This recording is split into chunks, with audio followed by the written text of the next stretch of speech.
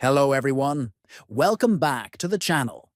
Today I will show you how to easily connect your Google Drive account to the OneDrive app on your Android phone. This way, you can seamlessly import your files and photos from Google Drive directly into OneDrive. Let's get started. First, open the OneDrive app on your Android phone.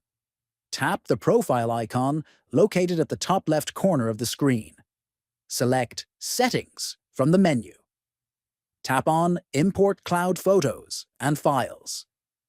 Click on Connect Account to import, then choose Connect to Google Drive. Select your Google Drive account from the list. Tap Continue to complete the connection.